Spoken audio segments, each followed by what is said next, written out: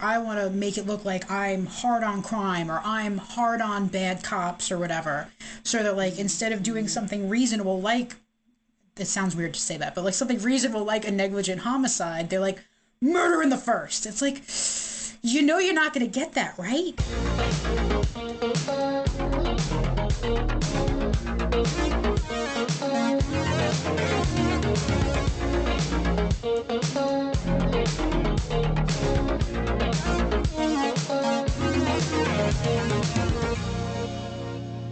All right, so before we start this week's show, we wanted to issue a correction that Andrew and I had for some things that we said a couple episodes ago. The one with Mitch, myself, and I, Seaburn and Art Part 2. If you have listened to it, you may know, if you were keen enough to catch it, or, I don't know, someone with a uterus. We had talked for an entire bit, I don't know how long it was multiple minutes, about our experience with childbirth. And Andrew and I, and I'm pretty sure Mitch, although, you know, I won't include him in this because I think he's smarter than us in that sense, kept referring to the act of popping the placenta when the baby's about to come out. And I don't know if you have a history in biology or just a basic understanding of how the human body works, but that's not actually what happens. The amniotic sac is what bursts before the baby comes out. And we said for who knows how many times that the doctors popped the placenta, which is not the case. That is not what they do. Doctors don't do that. If you're a doctor and you do that, then stop. There it is, out on the table. We're idiots. We made a mistake. We fixed it. It was silly, or as my wife put it, endearing to hear us say that. Okay, enough of that. Cue the music. You thought this was over, but it is not. This is where we talk about how you can give back to the show if you should feel that you want to, or some weird sense of necessity that you must give back to us somehow because of all we have given you, which is, at best, 2 hours of moderate entertainment. We have a Patreon. It's where all the cool kids go to give back to the people that give them entertainment if they should so please. And in our case, when you do so, we give you free stuff, whether that be stickers, patches, mugs, discount codes, all kinds of neat things, just for showing that you care. And in return, we can go to our wives and show them proof that there are other people in the world who love us besides them. Talk about validation. You can find our Patreon at patreon.com/abetterway2a. Anyway, enough of that. On to our show. Here is our episode with Starlit Death. So for our guests, we are here with Starlit Death. She is an internet personality. She has you do a ton of cosplaying. Apparently you do a Twitch stream, which I was unaware of. She is Doom Girl if you follow her page. And just an overall cool person. We love talking to you. We love hearing what you think of things, and occasionally our followers flood your page with death threats. So It's always a good time. yeah, I was going to say, the other cool thing she does all the time is get yelled at by leftists. Yeah. Yes. Yeah, because that's occupational hazard. Yes. No, not only do I get threatened by the children and the parents that I work with, I get threatened by people on the internet. So much. Well, you know what a world to live in when you can get threatened by people who you've never met before and don't even know what they look like.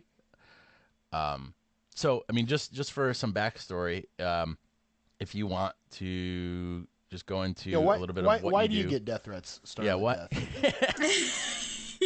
What do you do? And yeah, whatever you want to say, whatever you don't want to say, all good stuff. It's basically my day job. Like, they don't like what I do. So I'm a probation officer, and I know we kind of briefly touched on that before we started, like what the difference between probation and parole is. And I don't know what it is, but I say, oh, I'm a probation officer, and 5 seconds later, people are like, okay, so you're in parole. I'm like, no. But I can and that brings connotations for... of like the prison industrial complex and all this baggage. But I mean, I can kind of excuse that because when I started working for probation originally, I didn't know the difference either. I thought probation was for kids because that's who I was working with, and parole was for adults. So the first big department meeting I was at, someone said, oh yeah, I'm working with such and such adults in like this county. And I'm like, then why are you here? Aren't you a parole officer? I looked so stupid. So that was the day that I learned Like, that, hello and welcome to your job. yeah, hello and welcome to your job. That I learned that probation is for anybody who has been through the court system and has not been to jail during that time, and parole is what you get after you've been in prison, actually, because jail is what you get if you have a sentence under a year. Prison is what you get in sentences over a year. So parole is for people who are out of prison. Fun Wow. fact that I learned Out of almost prison, not like out a of year into jail? my job. What if you go to jail for like a year? Are you on parole after that? It depends on what your sentence is. So usually people who are going to jail, because it's under a year, it's like your less serious offenses. So you're probably not going to have parole after that. So you'd be on Parole probation. is no. Oh, jeez. I'm really good at this. Probation is just like if you. Jordan, let her talk. I'm sorry. So let me try and explain this. So probation is like you get arrested, you go before a judge, and the judge says, okay, you did X crime. Let's say you robbed somebody. And they decide that you can go back out into the community. They'll put you on probation. If they decide that you're too much of a danger to the community, they may send you to prison. And then after you've been into prison for 2 to 50 years, I don't know, depends on what the judge is like, then you may be released on parole. So not everybody who goes to prison gets released on parole. Sometimes you just get released from prison and they're like, okay, we know that you've been here for 30 years and you have no idea what the outside world is like. Good luck. So it's kind of like if you've ever seen The Shawshank Redemption. I have not watched that movie in its entirety, and I feel ashamed. You break my Jordan. heart. Jordan. Because that's I know. Can't actually Sorry. read, can't swim, doesn't watch the classics.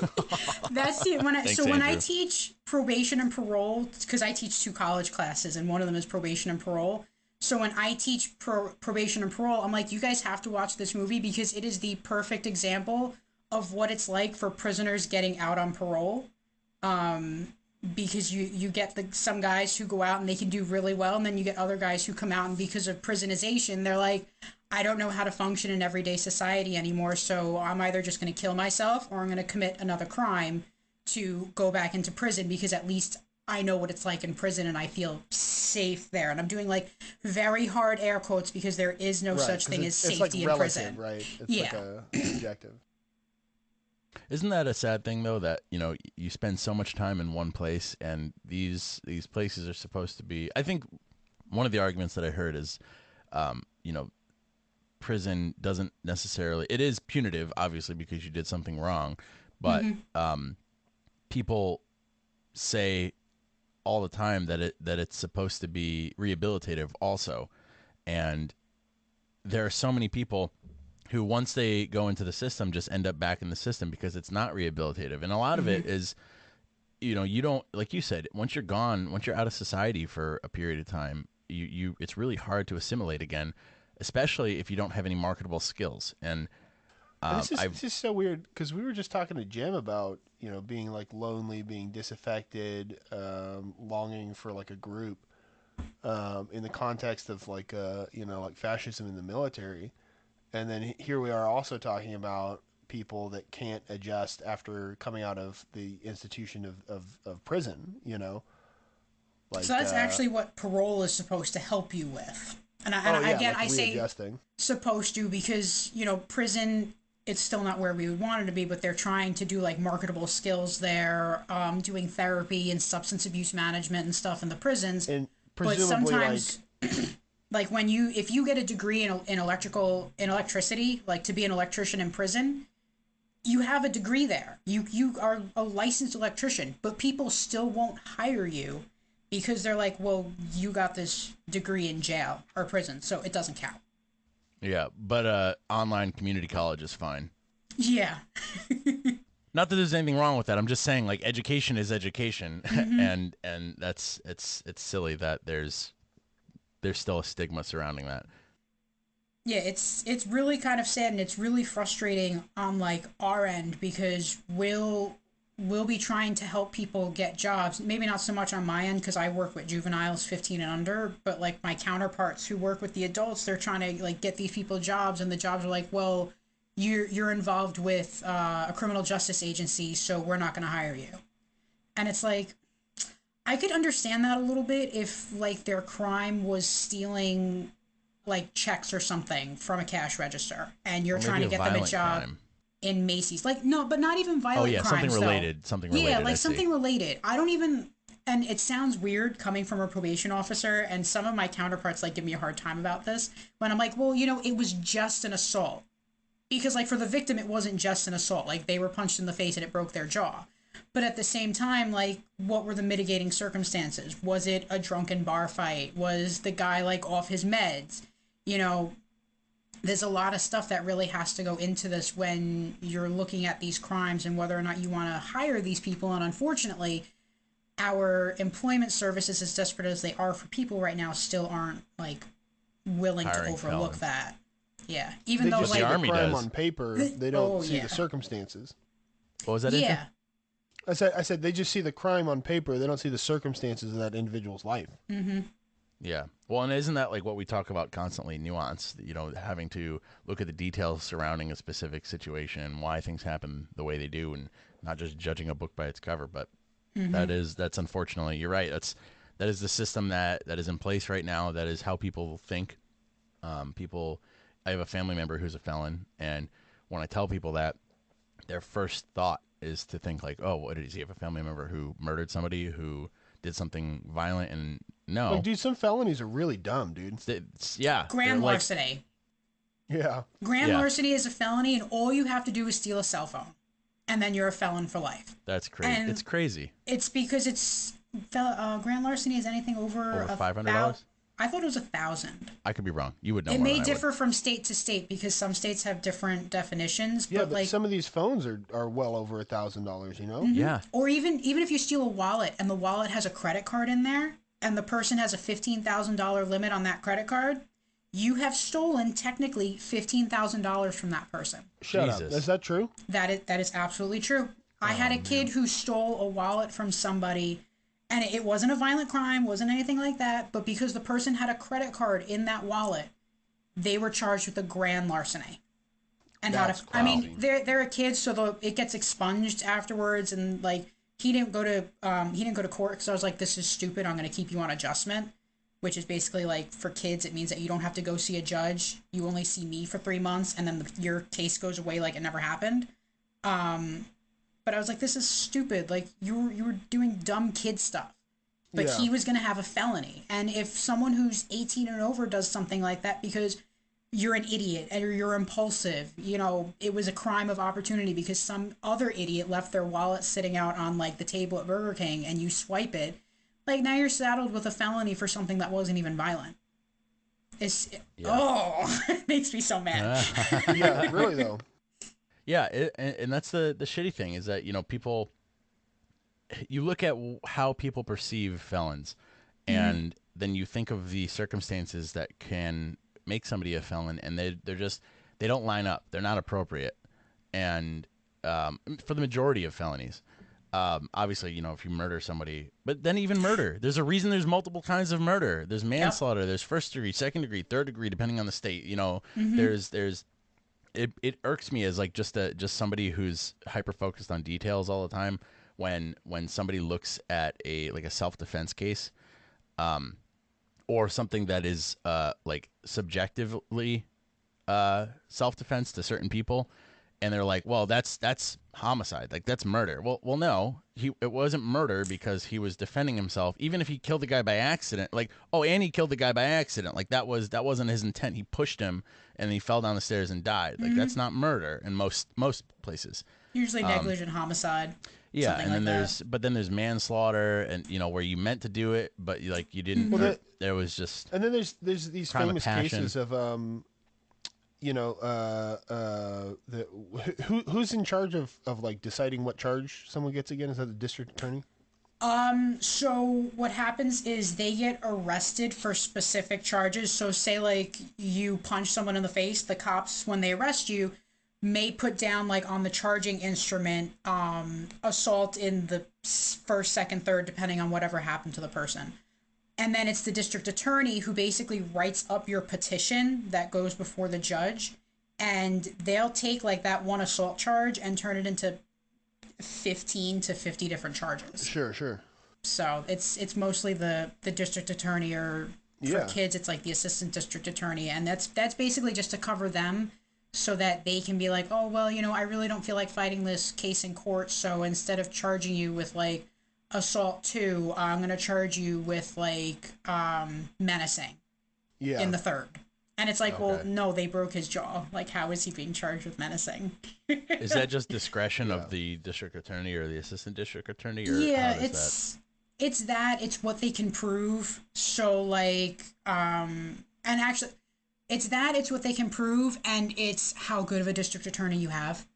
So Yeah. I've worked with some who are not very good and they don't like to do their job. So even when you have a cooperative victim who has evidence that like stuff was stolen from them, the respondent or the defendant or the criminal, whatever you want to call them, may still only get charged with like attempted petty larceny. And it's like they stole like $500 from them. That's like that's not attempted Yeah, petty larceny. That's yeah, actual. They did the larceny. Yeah. So it's super frustrating to deal with this sometimes. So But yeah, to answer that was a very long answer to your question. No, of that was who very comes up good. with the No, that's charging good. thing? Very It starts with them, and then the judge kind of decides. Well, I'm just thinking of like these famous cases where it's like, somebody will catch a charge that's like either way less severe or way more severe than just an initial reading of the facts would suggest. Mm-hmm. And I was talking about the Zimmerman case. I don't know if you guys remember Trayvon Martin. It seems like Yeah. a whole lifetime ago, but it's like the whoever charged him, I can't remember who it was, but they charged him with something like second-degree murder, which the way that I understood it at the time, was like, here's a guy who had like a malicious intent and like wanted to like go out and kill somebody. But I was reading something at the time that was like, after the trial, after he got acquitted, I was reading this like legal opinion that was like, hey, maybe if he had been charged with negligent homicide, which is a Yes. very similar charge but doesn't carry that criminal intent, they might have met could have that convicted standard. him He on might that. have caught Yep. some prison time. Well, and that's the so- problem that a lot of people run into with people walking on these things. Like a lot of the reason these cops get off after they kill someone is because the prosecution, or you can correct me if I'm wrong, Star, but will go after something like first degree murder when the circumstances in this specific situation do not support that charge. They might support negligent homicide, like you said, or manslaughter or something like that. But because they're going for that specific high bar, and the facts don't meet that high bar, it gets thrown out. They get acquitted. Yeah. And You really got to look at it because I mean it's not the judge usually deciding because everybody's getting their jury, their peer jury or whatever it is, their trial by jury.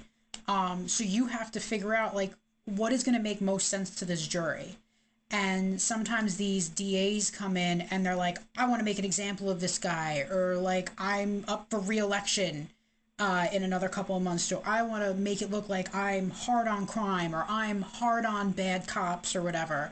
So that like instead of doing something reasonable, like it sounds weird to say that, but like something reasonable like a negligent homicide, they're like murder in the first. It's like you're not going to get that right. Like there's 12 people, and then you also have the issues with jury selection. You have your prosecutor who wants their people, and then the defense attorney who wants their people, and they get to just indiscriminately get rid of, I think it's up to like 6 people to be on the jury. These 6 or 12 people, however many people on a jury, have to then say like, okay, well, did this cop or did this person really want to kill this person? Did they intend to, and you gotta, that's just something that you gotta take into consideration. And sometimes trying to really drop the hammer on people, especially if you don't have a sympathetic jury or a sympathetic judge, it's not going to work for you. well, and that's specifically one of the issues that they run into with cop killings, because when the wording that they use in their training and the wording they use in the execution of that training when they use lethal force on someone, when they shoot somebody, they're shooting the person to stop the threat, and that's their words, not to kill them. So when they, and this is my own assumption, that when they say, "Oh, I didn't want to kill the person, I just wanted them to stop running at me with a knife," or I thought he was going for this, and I stopped to stop him. I shot to stop him from pulling a gun out of his waistband or something like that. I didn't want to kill him, kind of thing. And then it ends up the narrative doesn't support the murder charge anymore, and then because they're going for that, they don't get it. And it's like you could have gotten them some discipline with an appropriate charge, right? Like you could have been like, you didn't handle that right, and there's some criminal liability here. But instead, because somebody wanted to make an example and overreached. And I wonder too, I don't want to get too conspiratorial, but like, don't you think it's convenient that a DA can be like, position himself or herself as a crusader and be like, I'm against police brutality and I'm handing down all these intense charges and putting these cops through the ringer. Yeah. But because of their overzealousness, nothing ever actually happens. I was thinking that, so I don't think it's necessarily as conspiratorial as you're like you said, but they may sit there and be like, well, if I can get myself perceived to be hard on crime, but like I know I'll get this cop off anyway if I do this ridiculous charge. I don't think it's that out of because DAs do shady stuff all the time. Yeah, you're killing two birds with one stone. You're getting getting two birds stoned at the same time, as my favorite Trailer Park Boy likes to say. Yeah, that was Trailer Park Boys. But by coming out with a murder one charge and the cop getting acquitted, you're looking like you're trying, but also keeping a cop out of jail. Yeah. So it's almost like you get the pat on the back, and then your boys get to continue doing what they're doing anyway. Yeah, but that's this is all conjecture, thoughts of a rambling idiot. Yeah, no, exactly. So we kind of Jordan and I we're not you may know this already, but we're not big fans of the institution of policing. Shock. Yeah. How would I ever have known this? I'm so surprised. Yeah. But like, you're a probation officer. Do you have faith in the system as a whole? And not just the legal system, but specifically like like the way that policing is done? And I know that you're just one small part of that, but yeah. Some days are better than others. Some days I look at there's a school resource officer that I work with really consistently, because he's at one of our, I don't want to say bad high schools because that's all the connotations that go along with it, but like we have stabbings there all the time. Like there's a lot of drugs. There's kids getting raped in like the bathroom, like on the regular. But the high school itself isn't stabbing the people. No, the high school itself isn't. It's all the kids in there. Bad high school. Bad. It's all the kids in there. And, like, when I speak with the specific school resource officer, like, he talks about the kids that he's worked with and how the kids come and talk to him and he's breaking up fights. And, I have faith in him. Like, that makes me feel like, okay, there are still good people here. There are people that, like, still do the right thing. But then I hear about same department that this guy comes with. There's these detectives there, and I know who they are, even though I wasn't told their names. And I heard a story that they basically had a kid handcuffed to the radiator sleeping on the floor. And it's because they didn't like this kid. And I can understand why they didn't like him. The kid's an asshole. But then I hear stories like that, and I'm like, guys, like, come on. You aside from the fact that this is a human being that you are handcuffing to a radiator and letting sleep on the floor, do you understand the optics that... Our optics are so bad right now that police are like the NYPD, they're literally not even allowed to talk to each other when they're on the street now, unless it's for work. That's how bad the optics are. And you're doing dumb shit like this. Are you effing kidding me? Hey, just a quick aside. You can say fuck on this podcast. I know, because I've heard you guys say, but like, I'm censoring a little in my head. No, I know. Just You 'cause- could also say radiator the way it's meant to be said. Don't make fun of her pronunciation. How was I saying radiator? He said radiator. I said love you, Star. radiator. I have a friend from Jersey who does the same thing, and I'm always make fun of him for it. And it's just I needed to say that. I don't think he's Should I listening also to say this, but- coffee? No. You could say however you could speak however Coffee? you're speaking, Star. I'm just happy you're here, and this is fantastic that you're here. I was like I need to say something. It was like itching me. I was like I need to Radiator. make fun of the way she speaks because you're highbrow and you don't ever take it low. No, Yeah. When they go high, I make fun of the way you talk. That's No, but that's No, really I'm just frustrating. Yeah. That must be really frustrating because it seems like you're approaching it from a perspective of like trying to do right by these kids, and then to be working with and associated with people that are like taking out their frustrations on like what they perceive as like bad kids. Yeah, and I just want to say it's not just the cops. Like, I've worked with assistant district attorneys and stuff. Like, I had a guy tell me once, I had a victim who was calling me because she couldn't get in touch with him. And when I spoke with him about it, I'm like, look, she really needs to talk to you. I forget what exactly it was, but he was like, I don't have time for these victims. And I was just like, are you... use the word victim, like, specifically? Yeah. That makes it even worse. Are you fucking kidding? I was like, this is your job. You're supposed what to does be he talking think to them. he's doing? What the fuck is your problem?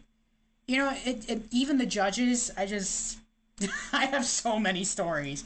But it's, like I said, some days I see a lot of hope. Like, I see hope with the people that I work with specifically. I see it sometimes in, like, news stories that I get. Because, like, I follow a lot of pro-cop pages and stuff like that. Because I kind of get my negativity from other pages that I follow. So I try to, like, bring some positivity for myself. Not us. No, definitely not you guys. Never you guys.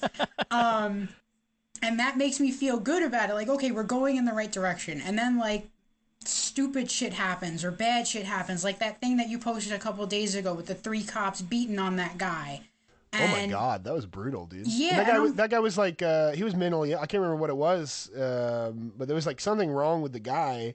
Yeah, he was homeless or he was off his meds or whatever it was. Yeah. Something wrong with him was that he was getting his ass kicked by 3 cops. Right, but I mean, it's that like, too. That definitely didn't help. Just like how many times, so like not even mental illness, not even with, withstanding, how many times have cops brutalized a deaf person because they were like shouting commands at them and the guy had no idea. Or an autistic person. Yeah. And it's like, just slow the fuck down. Like that happened not too also recently. quit. I mean, yeah, also that. So, yeah, I mean, and just speaking from that perspective, I don't know if you guys have ever heard of the Dinkheller video. Rings a bell. So it's this. No, I don't know it. So it's short. I'm gonna make it as short of a story as I can, but it's this video. Oh, that's the traffic stop. Yeah, it's a video that basically every cop gets shown in the academy, and it's this guy Dinkheller who did like a routine, like traffic stop. It might have been the guy's tail light out. Yeah, guy's tail light might have been out or something, but the guy was like, or he might have been speeding. The guy was a Vietnam vet. A lot of PTSD, a lot of stuff going on with him. And when Dinkheller pulled him over, the guy was kind of erratic and stuff, acting a little crazy. And Dinkheller went back to go call for backup. The guy gets out with a gun.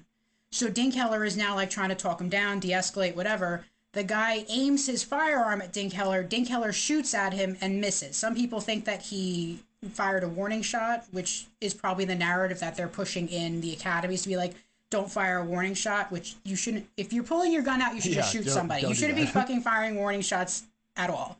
So either he did that or he missed, and then the guy proceeds to shoot Dinkheller, and on the video, you hear this guy screaming for his life up until the point that the Vietnam vet Brannon, I believe was his name. Yeah, he like walks up to the car and like coup de grace him. Yeah, he basically executes him, shoots him straight in the face on the ground.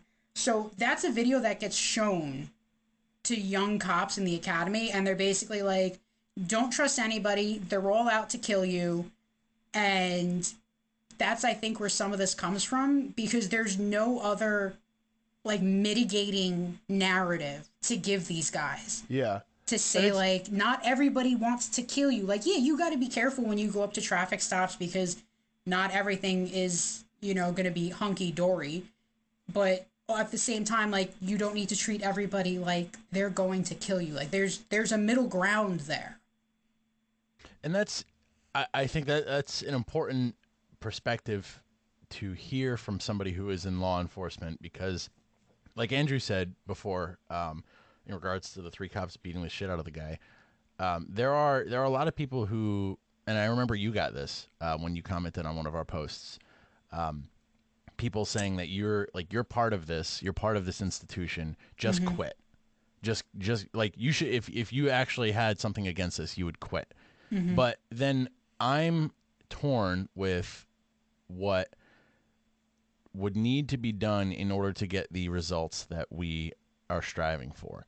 And if you look at, conversations on your around your Thanksgiving table, you're not making any ground with your crazy uncle who thinks that that your color, your that interracial marriage is bad. Yes. Who while you're there with your wife or husband who is of a different race, you're not making any ground with him by yelling at him. Whereas you may by introducing him to your spouse and showing that, like, they're not a horrible person, like, whatever, just going, breaking that that trust barrier that is set up there. And likewise, I don't see things like defunding the police working practically the way that people want them to work. As much as I think that we overfund a lot of these police departments and we should reallocate those funds to better used resources, I don't think, and I just think historically, any organization that you take money away from does not perform better, especially if it's done punitively, and especially when you have a culture of people who are brought up the way that you are talking about, to look at the people who they are supposed to be serving. So if you're telling people to quit, and those people are quitting because they disagree with the system, you're defunding the police, so giving them less money for training, less money for things that would help them do their job better, or starting other groups. Like there was I believe it was Chicago, where they had cops who were unarmed respond to mental health calls, like solely mental health calls, and they were specifically trained in this kind of thing. When you have things like this happening, what happens to the people who are left? The people who are like, no, I'm going to be a cop because I fucking hate these people, and now I hate these people even more because we've lost our resources, and all the people that would push back against me are gone. And this is like, hypothetical, obviously. But like we see that though. Yes, I'm sure. We see that the good guys. I know some people on here probably listening saying, "Fuck you guys, none of you guys are good." But like the good guys leave because they're like, all right, this isn't worth it. Like, I don't want to go out here and possibly get shot and people celebrating me getting killed. So they leave, and now you just have the assholes left. So do you think that there is merit, or do you see any examples of good cops or good people in law enforcement, or people with good intentions, actually changing things for the better? Because like from the inside. I mean, an example up here was Serpico. Oh yeah. Yeah, I forget the famous weird looking guy did a movie about him. Al Pacino? Yes, Al Pacino. Wait, is he famously weird looking? I don't know. He looks weird to me. See, I actually only thought that was a movie. You're also talking to the person who didn't know the difference between Matt Damon, Mark Wahlberg, and Leonardo DiCaprio, and was entirely confused throughout. That's hilarious. I watched The Departed and hated it the first time because I thought they were all the same person, and I didn't understand what was going on. You ever see the similarities? That's funny because I showed my roommates Heat, and one of my roommates didn't realize that both Robert De Niro and Al Pacino were in that movie. They thought they were the same character. That might be me too. So you ever hear the conspiracies that like Zooey Deschanel and Katy Perry and they are the same person included? They're the same person. Yeah. I don't believe they're different people. They're exactly the same to me. But well, so what was the question? Sorry, I'm circling back. I mean, even though he actually came out and like, obviously all the cops start talking shit about you once you start trying to lamplight or whatever like he said he was trying to do. He was apparently very corrupt also, but he brought a lot of light into the NYPD in the 70s or the early 80s, basically saying like, yeah, you got all these guys here who are on the take, they're engaging in bribery, extortion, they're threatening people, and that led to a lot of changes in the NYPD. Like the NYPD today is very different than what it was in the 70s and 80s, and I hear it all the time from my father, who was an NYPD cop in the 70s and the 80s. So, well, and sometimes he tells me stories and I'm like, no, that's not okay. You really shouldn't have done that. Yeah, I'm sorry. I keep interrupting. No, it's okay. I'll keep going, so you got to stop me at some point. No. But what I was going to say is that... Andrew, I'm going to let you finish. Oh, of course. Thank you. Where's the mic? But Starlit Death was the best guest of all time. There's this thing that these organizations do. Corruption kind of supports itself, right? Because once a police department, and I'm speaking very generally here, but like once a police department is sufficiently corrupt, what they will do is, as a whole, whether it's a conscious effort or not, they're all served by, as soon as a new person shows up, getting them on the take as quickly as possible, even in like little tiny ways. Yep. Because once you are... If you feel like, okay, to fit in with these guys, to work with these guys, to survive on the street, I've got to participate in this extracurricular behavior a little bit. But once you do that, then if you see something that really bothers you and you think about going forward, going over their head or like, saying something about it, well, what have you been up to? How many times have you taken bribes? How's that going to look for you? Would you like to find a new job once this is all done? Exactly. I mean, I always circle back to movies, but have you seen the movie Crash? A while ago. I've seen a lot of clips on YouTube. I fucking love that movie. Like, it's a great movie. But there's like really an good example of that where the cop is working with a racist partner and he goes and tells his boss, who's a black man, he's like, this guy's racist against black people. And the boss was like, do you really want me to come out and say that I, as a black man, have racist cops working underneath me? Like, do you think I want to put my job on the line for that? And the guy who brought it up was like, all right, well, I guess not. And then they get him into a different car and they claim that he has a flatulence problem. And, it's a movie, but I can see this happening in real life. And some of the things, like in Camden, New Jersey, their police department was so corrupt, like Andrew said, you get new people on and immediately they're like, all right, we got to start indoctrinating this guy. They were so corrupt, they actually dissolved the police department. I was talking about this. Crime was Remember sky high. Andrew? They were like, nothing works. Yeah. I love teaching this to my classes. And the county took over, right? The county took over. They had a new police department come in. There's a video about it. What is it? The International Association of Police Chiefs or something like that, or cops, community-oriented policing, I forget what it is. But they have a whole video on it, and they talk about the different things that they did to make this police department better, and de-escalation and community policing, because that's like supposed to be our big thing right now, community policing. But they did that, and they saw like a really good improvement between police-community interactions and a decrease in crime and stuff. But I think the most recent numbers say that crime is starting to go back up, even with the new police department. So, and there's a lot of things that play into that. If crime is up all over the country, it may not necessarily be what they're doing. It could just be we're back in that crime trend where crime is going up, because crime constantly moves in a cycle, and it doesn't necessarily have anything to do with any one group is doing. But I love the story of Camden, because you take this like really horrible police department, you get rid of the whole freaking thing, and then you do something new, something that's evidence-based, something that is supposed to work. And then it does work. And unfortunately, it doesn't seem like it's necessarily working now, but I hope that like it kind of swings back to where it's working, because that would be a great model. And there's all these problems with looking at policing statistically, right? Mm-hmm. Like if you're just using the number of crimes people are caught and convicted for like how successful your police department is, that's a really strange metric to go by, because it's like you said, crime goes up and down irrespective of what you're doing as a police department, but also sometimes shitty police departments that are over policing can report, like really high crime rates, or lazy police departments that aren't doing anything on purpose can report really low crime rates. And neither of those accurately reflect the quality of life of the people that are being policed.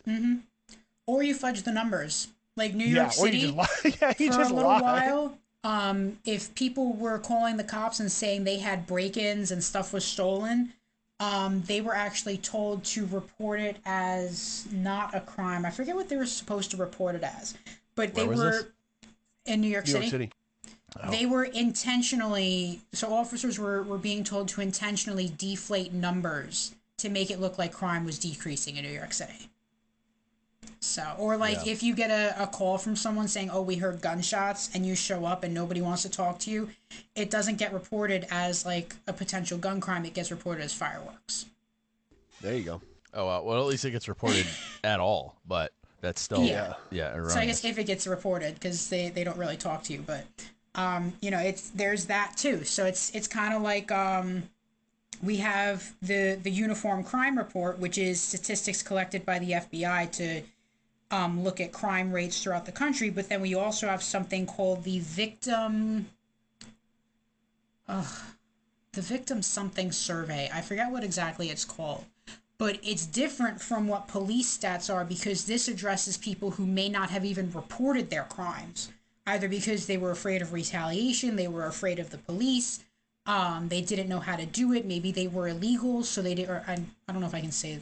I say illegal. I know it's not the popular term, but that's just how it comes out. If you were illegal here, so you didn't want to go to the police because you were scared that ICE was going to come get you. So this other report kind of gives a good contrast to what the FBI's Uniform Crime Statistic Report is, because it shows crimes that may not have been reported, or people who were unsatisfied with the outcomes of their cases. So I think that's I'm big pro victim. Not pro victim, you don't want victims. I want victims, but victims' rights. You're on the victim's side. Yes. How is information like that collected from people who don't report the crimes? Surveys. Sometimes you get a survey I have never gotten a survey. I want a survey so bad. I've never gotten a survey. Is it just anything. like a random? It's a random survey that just asks like if anything like this has ever happened to you, kind of thing. Check the box. Or they may put stuff out in like newspapers. If you still get a newspaper, maybe they do it online now too. But like, hey, if you've ever been a victim of a crime, like, would you be interested in participating in this? That's pretty cool. Yeah. I think it's very interesting. So, and victims' rights have come a long way too. So, thankfully, because of stuff like that. Until you have DAs saying things like, "I can't deal with all these victims" and shit like that. I don't have time. Oh, that's what it was. That's what it was. Job. I don't have time to deal with these victims. Oh, okay. So you obviously it's just, I mean, from our past conversations also and the things that you've said in this podcast, I don't think you're the kind of person who is out to get the people who you're supposed to be helping. No, because there's just so much more to it. Like, I think I said this to you guys, but I got less conservative when I became a law enforcement officer, when I came onto the probation job. Because I grew up in a very conservative household. Like I said, Dad was a cop in the NYPD in the 70s and the 80s, so he was dealing with the huge crime waves in the city. Most of my family's cops are military. So it was kind of like, if people are doing crimes, it's just because they're bad people. Like, there was no black and, like, no, there were no shades of gray. It was black and white. You either are a good person and you don't do crimes, or you're a bad person and you do crimes. You do crimes because you're a criminal, and that's it. Yes. And everything that's legal is good, and everything that's illegal is bad, always. Yes, exactly. Obviously. The state knows what's best. That changed for me when I got a kid who was arrested for stealing, and he was stealing laundry detergent. And I'm like, what the fuck kind of kid steals laundry detergent? Like, what are you doing with this? Are you using it to get high? And when I spoke with him, God, please, what the things these kids get high off. No, I know. But he was like, I smoke it? What can I mix this with to create a new form of meth? But he was stealing laundry detergent because his mom was on drugs and wasn't providing for him and his siblings. So they were going to school in smelly clothing and getting made fun of. So he was stealing laundry detergent so that he could wash the clothing for him and his siblings so that they wouldn't get made fun of in school. Yeah. He's not stealing because he's a bad kid. That's fucking He's sad. literally stealing. Yeah, my life is just one sad story after another with this job. Oh, but yeah, I bet. he was literally stealing to do something good because his home life was shit. And I wish more people would know this and understand this, even from like people in my job, because some people will see this stuff and still be like, well, it doesn't matter. You should just deal with being smelly and being made fun of. It's just words. Like, no. That's easy for you to fucking say. He's 14. Somebody who showers every day. Right. So, like, As an adult. I wish more people, not just in my job, but in general, like your NIMBY people or, your limousine liberals, like throwing money at stuff doesn't make it better. Like, you need to actually put funding into programs. Like, we have no programs to help kids, and I just wish people would understand that more and be like, okay, let's do something to help this kid, like, not have to steal laundry detergent, which doesn't involve him going to juvenile jail. Just a thought. Yeah, no, absolutely. Do you ever talk about this kind of stuff with other law enforcement officers and get pushback or like get looked at like you're a pariah or anything like that? Yeah. Less so when I was in the bigger city environment. Now that I'm in a smaller county, which is more homogenous and affluent, when I say things like that, they kind of look at me and they're like, well, they still did a crime. I'm like, yeah, I understand that, but, it was a crime for a reason. It wasn't like they were playing the knockout game and punched someone in the back of the head for no reason. That's a bad kid. And I say that wholeheartedly. Or at least a misguided kid. Right. I had a couple of victims from the knockout game who were elderly people who died. So I have a really hard time looking at kids who play the knockout game at being more misguided than just being bad. And that's a me thing.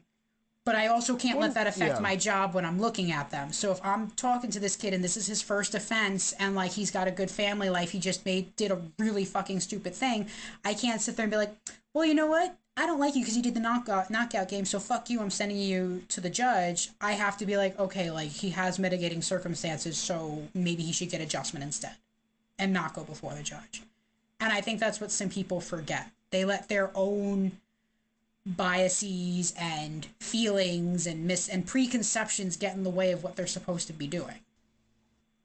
Yeah. Yeah, that sounds all too familiar. And that institutional inertia, right, where it's like, that's not just everyone's personal opinion, but that's the sort of like administrative opinion, and then you try to come in and exert your own influence, and inevitably there's going to be pushback.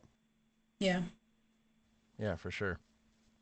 It's not an easy place to be. So when you're no, I can imagine. That sounds like I can't imagine working in a field where, and this isn't knocking you, but just working in a field where you see so much shit around you constantly that you disagree with or that you feel differently about. Like you see the complicated things behind the actual event. But you're not able to convince others that you see these things, or that you're not able to do anything at all, because you're also on the tail end of things also. So you have ideas and possible solutions, I'm sure, but at the end of the day, you're dealing with the result of these things. So it's got to be frustrating to see kids end up in your lap in these situations. And I'm sure for some of them, feel for them, and some of them not. But, the ones that you feel for and the ones that you see, were just like the person stealing laundry detergent. Yeah. Or even stealing a wallet with a credit card and getting grand larceny instead of attempted petty larceny. It's got to be frustrating for you to be around that constantly. Like you said, your life is full of sad stories, but do you feel that you do good? I mean, like the opposite end of that. Do you feel that in your job that you are helping people, or do you think it's strictly like a punitive thing? I mean, I've had people tell me that I've helped them, so that's kind of what I base it on. You know, do they come back to me? Like, do they recidivate and commit more crimes? Because if they're not recidivating and committing more crimes, then I must have helped in some way to alleviate whatever problem it was that was causing them to make these decisions to go commit crimes. Or, you know, just people who call me up. Like, I had a kid who at one point was threatening to murder me, and his mom called me and was like, "You are actually in danger," like, because this kid was heavily gang Oh, involved. God.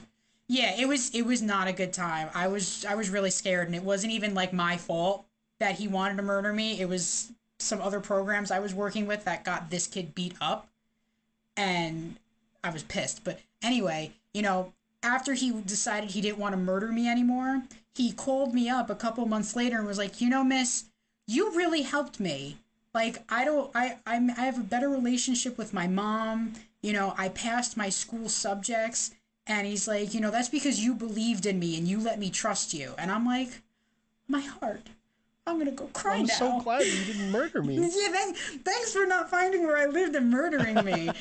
Like, I actually, that was the first time so I have a little can of pepper spray, like, that I usually bring with me, when I'm out running and stuff. That was the first time I put it on my car keys, because I was like, this kid knows where I work. Like, if he shows up here, I really don't want to have to, like, be put in a position where he may stab me, or, like, I may feel like I need to shoot him because he's gonna stab me.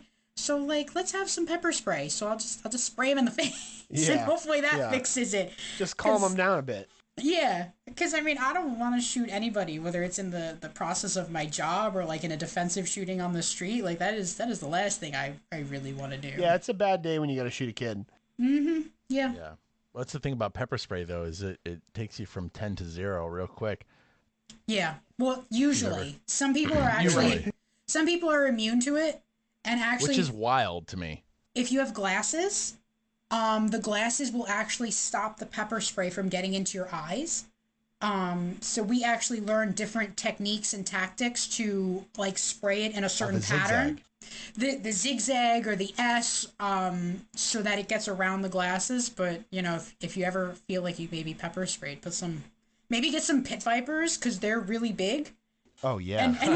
And wear those. For the record, you should just get pit vipers just for the hell of it. Well, but I just got some of those, the vintage iPro from Dorner Tactical that look like pit vipers. dope. There you Super go. cool. Wear them to your next protest, or like when you're just out on the street or something. This episode sponsored by Dorner Tactical. Not that I'm advocating to go out No. and do illegal things and trying to teach Protesting you isn't how. illegal.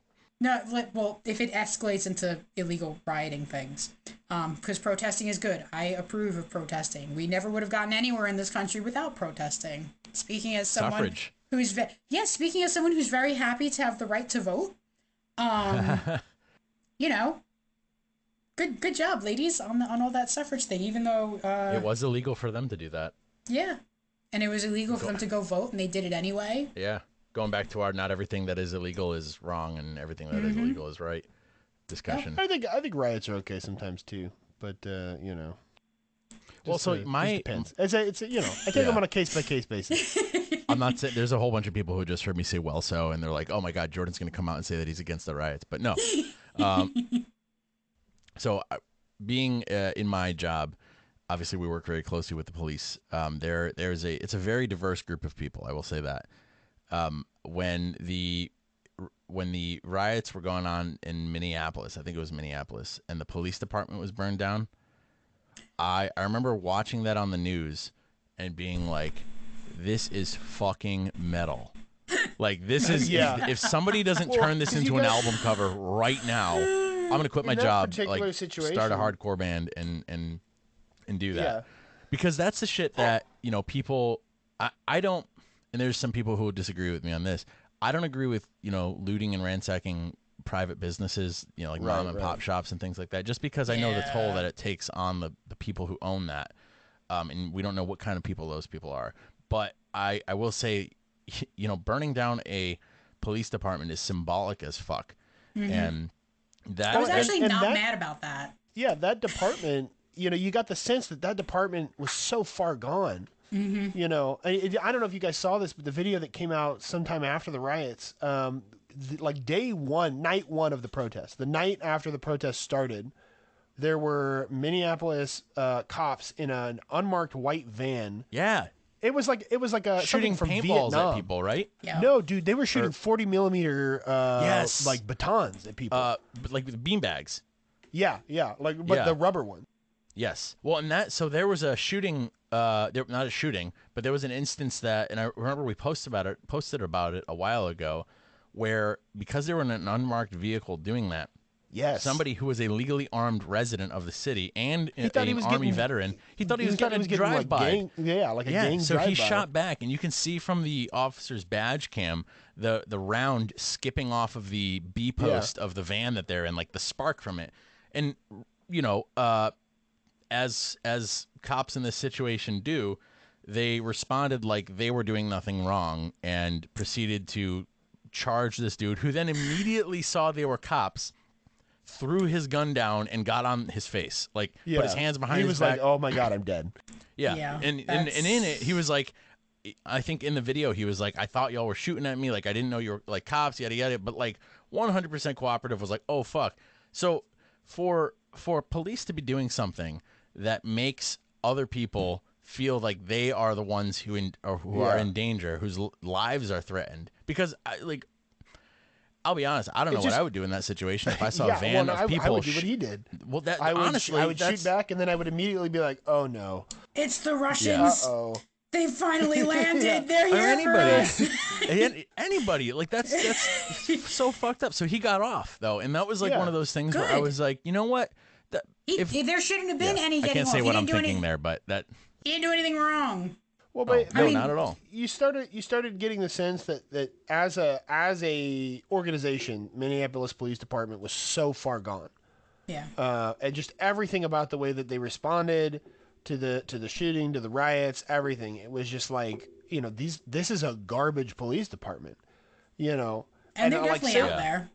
Yeah. I don't make any qualms about saying that. I know they're out there. I've worked with them. I know guys who handcuffed kids to radiators. Well, right. But what I'm getting at is that it's like, so there's like bad individuals out there, right?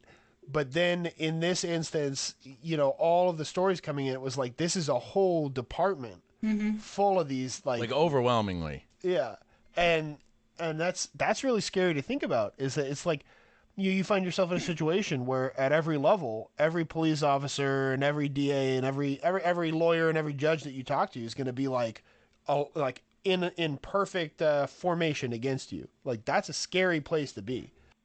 And that's why, kind of going back to what like I mentioned before and what Jordan mentioned before, was, you don't want to push out those people who want to be allies with you, or who want to be on your side, or who are sitting there saying like, yeah, there are bad cops here. Like, you can't make things change if you're not a voice in the room.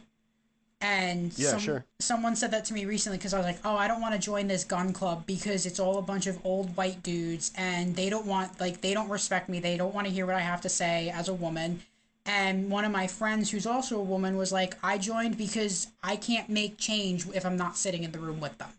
Yeah. So like, that's, yeah. If there's any good cops, I mean, I know there's good cops, but to like the good cops, you guys got to stay. And if people are sitting there telling you like to quit your job, assholes quit. Exactly, make the assholes quit. And it's hard from the perspective, like, when people come on my page and are like, I hope you fucking die, pig. Like, you're a fascist. Like, you obviously don't know what a fascist is, first of all.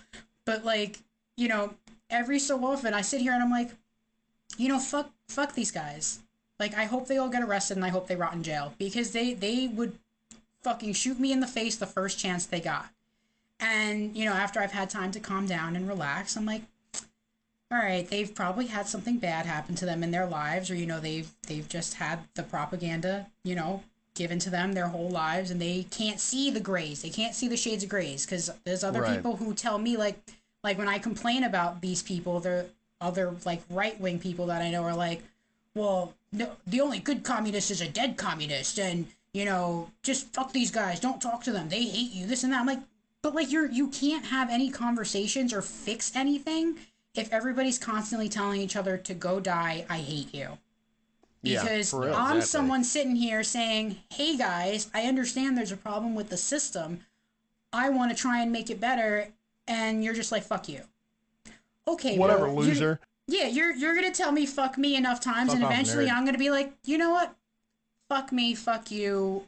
I Yeah. don't care anymore. I'm going to leave and I hope the system gets you. Yeah. You know, It and sucks I because hate feeling like that because that's not how I want to feel. I feel sad enough, like just dealing with the sad kids at work who are getting raped and killed and like abused by their parents. Like I don't want to be more sad because the system that I'm trying to fix, nobody cares. well, and that's, I have to see both sides of this because if I didn't, then I wouldn't be able to use the word nuance as many times as you think we're sponsored by the word nuance because of how many times I say it, but A nuanced way to a. as a human, yeah, as a human being with human feelings and who eats human foods like Mark Zuckerberg, they're Just doing some barbecue, boys. just smoking some meats, Smoking some meats. smoke these meats. Want some hot dogs? You Those are feel, definitely not double eyelids that I'm blinking with. yeah, What is definitely that? not. Are you a lizard person? Anyway, before I get too sidetracked, there, as a person, you have feelings, and regardless of what position you're in, there are. Oh, Star just found the mute button. Wow, wow. Um, I'm sorry, was I making too much noise? no, No, you're there's just fine. there's like a fan in the background. That's it.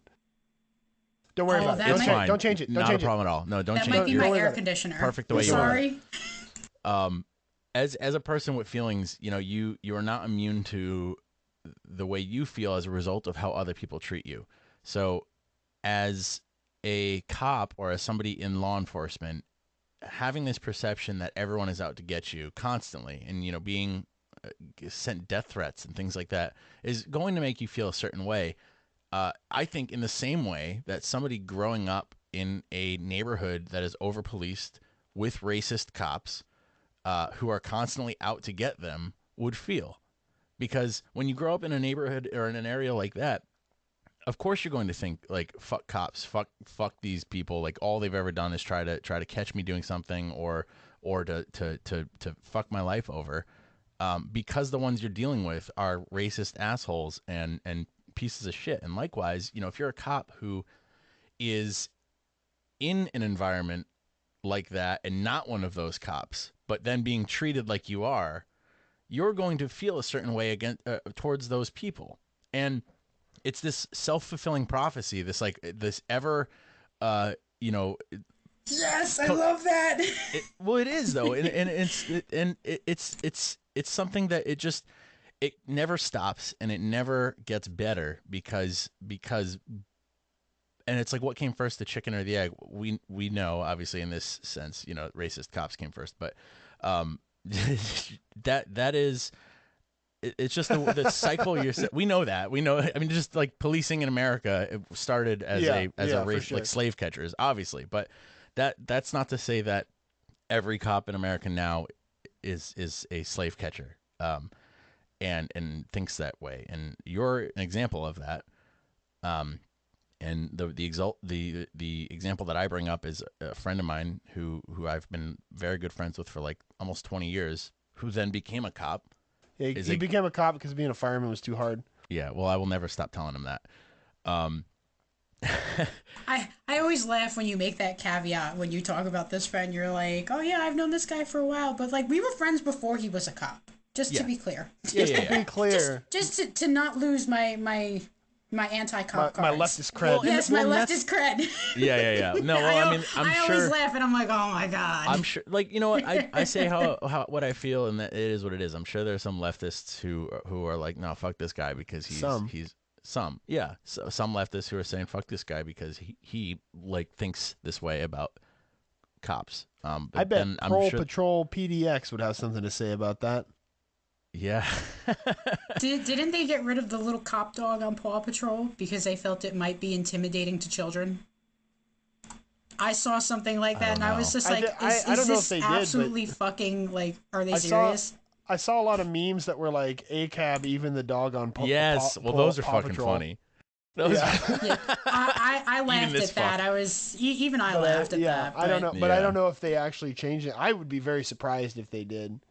yeah, there were people asking for that, and I'm like, all right, at a certain point, like, it's just ridiculous what you're asking for. I definitely don't. I will say, and this is maybe a little tangential. I don't support. I don't want to like brainwash kids to hate cops or whatever, but I don't like teaching kids to talk to cops. I think that we could do a lot better, with this kids content, educating them very early that you can go to a cop if you're like in like immediate danger, but that you really should not be having like conversations with cops without your parent or a lawyer present. Yeah. Well, I mean, think about how many kids have probably gotten their parents in hot water because of something they've said. But then Right. how do you teach a kid who's not capable of seeing the gray yet that, because one thing that I've always agreed Teach with them don't is, talk to cops unless they're your probation officer. so this is my thought on this, as somebody who has a kid now has always been, I think it's wrong to teach your kid don't talk to strangers. I think it's right to teach your kid there are good strangers and there are bad strangers. Like a characteristic of a bad stranger is an adult who asks a kid for help. No adult would ever ask a kid for help. And like that is a good rule of thumb to follow. Help me find my puppy, help me find this, whatever, an adult who would ask a kid to help them is a bad stranger versus teaching a kid that somebody in a uniform, not necessarily cops, but like cops, firefighters, or even like your teacher, things like that could be a good adult. And then But then you got the imposters, man. You got of course, but at what point, There's you're imposters teaching a 4-year-old everywhere. or a 5-year-old this, I feel like how an do you teach imposter a sometimes. kid what impersonating a police officer is, and well, this is a good adult, but only if he does this and shows you his badge number and it lets you talk to his supervisor and things like that. That's what I'm saying is yes, absolutely. I think in a perfect world, if we could teach kids not to talk to cops, like if we could teach everyone just don't talk to cops until your lawyer is present. Yeah. The world would be Every a better day, place. shut the fuck up Friday. Yes, the world would be a freer place. I'll say that. Yeah. Um, But I definitely don't want to put hate in my kid's heart. No, exactly. I And have my that's- frustrations with the world, but I don't want to like. Yeah. I would rather let him learn that on of his own volition if that's going to be the kind of person that he is. I don't want to like take my own hate and prejudice. Which that's what it is sometimes. The way that I look at policing. Sometimes it does feel a little bit hateful, and I don't want to put that on my kid. So I refrain from being like, oh yeah, we got to take cops out of Paw Patrol and we got to put the cops are the villains in the kids shows. I try not to. Yeah. That's not my scene, man. That's not what I want to talk about. I think when your kid gets old enough, you can have these conversations with them, and I don't think it's the age of Paw Patrol to bring that up. Yeah, like, right. I feel like there's a certain age where it's just like let kids be innocent and watch their fucking TV shows. Sure. When my kid starts asking me about the shooting that he saw on the news, then we can, and he's cognizant of that, then we can have those conversations and things like that. But yeah, it's important to just make sure that what you're doing is age appropriate. Like you said, kids don't really kids are black and white and very concrete. Even up until the age of like 15, 16, depending on your kid and what their maturation rate is and stuff like that. Dude, I think of my political views in my early 20s, and I'm like, I was a fucking idiot. Like, I think of how did I not see this? Like, how did I? No. Yeah, so trust me, for some of us, it takes a little bit longer to start seeing things from a different perspective. Your brain doesn't fully develop till you're 25, so you're excused. I don't think mine is fully developed. Mine was definitely stunted from high school, that's for sure. Certain but, like, activities. I think it's good. Like, it's hard with kids to be like, okay, this is safe and this isn't safe because they don't really have that nuance. And I was always like, okay, if you're in a uniform, you're a safe person for me to go to. If I'm lost, if something bad happened, and just seeing like stuff in the real world now, like not even stuff that I've interacted with, but just how tricky and horrible people can be. You stop on the side of the road to help someone change their tire and they pull a gun on you and demand all your money. And it was a woman who did this. And typically women are perceived to be safe and they don't commit crimes and stuff. But that's not true anymore. Actually, it was probably never true, but because of stereotypes and bias, women There were was really... a Bonnie with Clyde. Yeah. They were flying under the radar. Mm-hmm. Typically, women were only picked up for, like, prostitution and, like, lower-level stealing crimes. Yeah, I've never been picked up for prostitution. That's because you're good at it. Yeah, I'm too good. That's quick on my feet. That's what I tell radar. people. If you're going to commit crimes, at least just don't get caught. Yeah, there you go. Or if you're going to commit a crime, don't commit more than one at the same time. Yeah, or like, that's when they start stacking up. Don't shit where you eat. Exactly. Or, if you've just committed a crime, don't go out and do something else stupid. If you have something illegal in your vehicle, stop speeding. Don't put it on Instagram. Yeah. Check your taillights. Exactly. Full of good advice here. I got one more serious question before we kind of lighten it up a bit. Okay. I want, and you don't have to answer this if you don't feel comfortable with it. Wait, let me mute myself. And we can cut it out if you don't want us to answer. If you don't want to answer it, we won't just put your awkward silence on recording. Okay. So off of the heels of talking about getting resistance from other cops and feeling like you do good, do you ever feel like you've had to compromise your morals or your standards to do your job the way that you're being asked to do it? Only when I haven't, and this is probably going to sound bad to a lot of people, but only when I haven't been allowed to go as hard on some people as I've wanted to. And the example that comes to mind is, so like I spoke before about like adjustment versus like sending a kid to court. Are you... Oh, I can keep going? Okay, you held up a finger. I didn't know. I was giving you the finger up like I'm running to the bathroom real quick. Don't stop talking. I'm sorry. There's no way to do that with... He's got to pee. No, that's okay. Wait, are you going to take a shit? I think he said he was going to pee. Jordan, are you shitting? Okay. So this kid had, in my opinion, so he had molested his cousin, and typically if it's a molestation case, we keep it on adjustment so they don't go before a judge. In my opinion, it was a case that should have gone before a judge because it felt very predatory to me when I spoke with the kid. And my supervisor shut me down and was like, no, we're only adjusting kids. You're not allowed to send kids to court. And I'm like, but this kid doesn't feel right. Like, I didn't like the... And I'm like, we went back and forth on this, and I had to adjust this kid, and he came back after raping someone. Yeah. So when he was older? Or? Like a year later. So he was still a teenager. Oh, wow. So I don't feel like I've ever had to compromise like my morals and stuff because I was told to do something more extreme than what I wanted to. Like, if I didn't want to have a kid placed, they were like, no, you must place this child. It's more been along the lines of like, I wanted to go harder and I was told that I couldn't. So homeboy, you left, man, did you catch any of that story? Not at all. I'm so he's sorry. just back from taking a piss.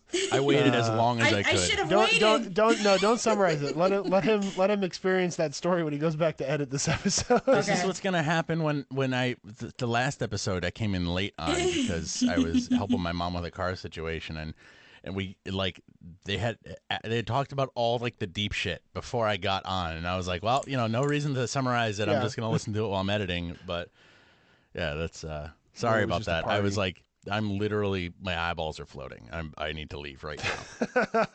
Yeah, you did look a little jaundiced. Yeah, no, that's just because I am. That's completely unrelated. Oh, no. No, I'm just kidding. That's not funny. Do you need a doctor? No. Well, I mean, for reasons, but not those. You need a sun lamp. That's what they do for jaundiced babies. They put a little sun lamp over you. I had to be in a little sun lamp when I was born. That's adorable. I just think of like a little baby star, like, I want to help kids. Yeah. Please put me in the sun. Photosynthesize me. Fuck the police, but only some.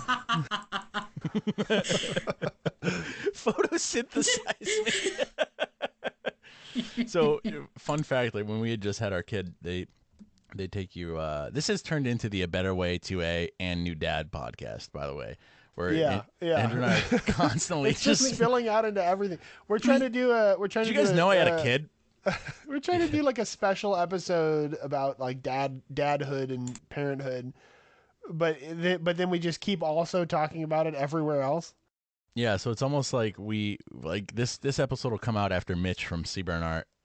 We had a whole bunch of questions lined up for him, and we just started talking about our kids for like 40 fucking minutes or something like that, which is great. It is what it is, and we like that kind of stuff. But So when you guys had that episode a couple episodes ago where you started talking about kids with someone and the music came on, I was like, oh, have they realized that like they talk about their kids all the time and now they're just trying to like, it's like bleep it out so the rest of us don't have to listen to it? And no, then I'm like trying to turn it up to listen. I'm like, what are they saying about the baby? I want to know. No, that was just an editing mistake. That was a mistake. There's an editing mistake on at least every episode. It seems like I'm constantly It's like a little treat for the dedicated viewers. For the first couple people.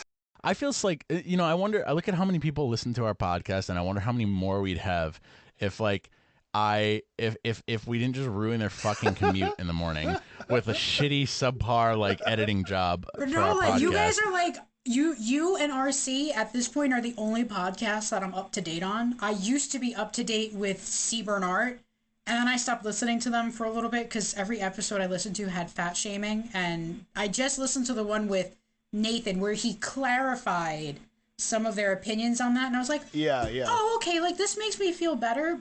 Not because like I'm fat or like I don't think that people shouldn't be healthy or whatever, but it was always like the nuances it felt that a little aggressive. Yeah, like they included nuances in your episode that they claim they've said in their other episodes, which they didn't. And I was like, oh, yeah. All right, yeah. This is just like how I keep telling Mitch that he's wrong about John Harvey Kellogg, and he still hasn't told us. He still hasn't told his followers that he's wrong about it. Wait, okay. I thought he said what you said about John Harvey Kellogg. Did he?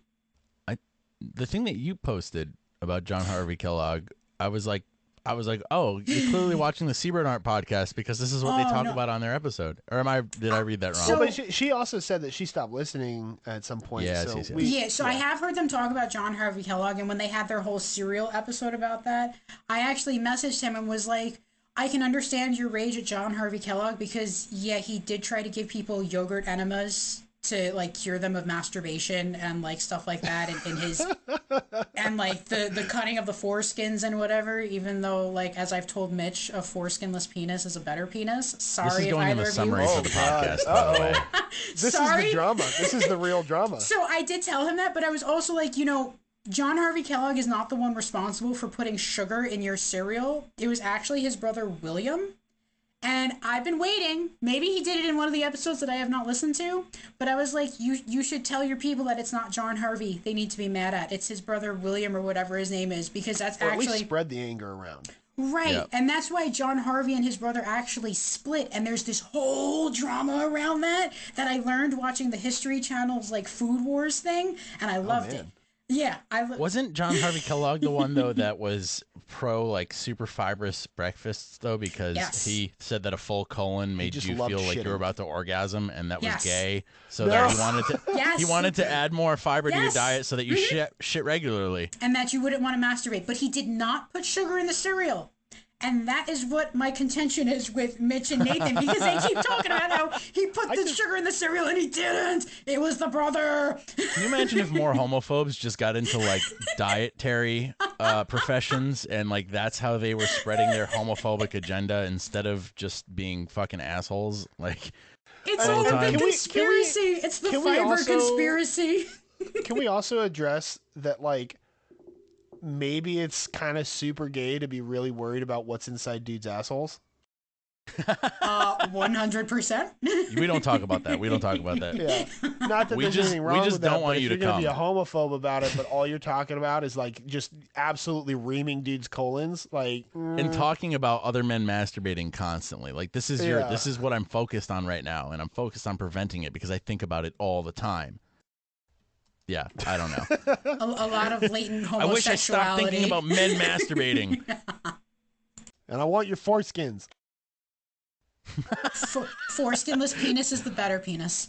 Oh my! Well, Andrew, I'm just gonna make the intro to this, and I want your foreskins. That's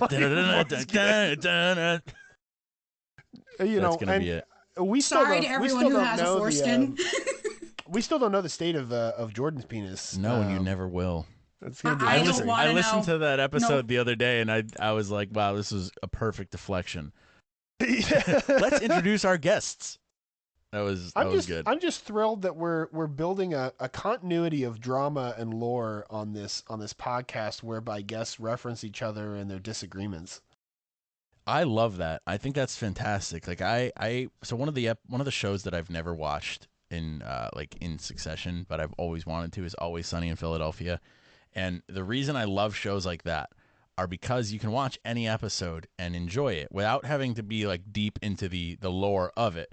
But there are certain references in the episodes that reference previous episodes. So Yeah. I love shit like that. Like I got into Yellowstone for a while and left it for a while. Then getting back into it was hard. I had to watch like the previous season to get back into it. But I feel like that's kind of our podcast, in the sense that you can listen to any episode and it's not going to be a story like a linear story. But if you want to know the full context of everything that we're talking about, then it does help to listen to the previous ones.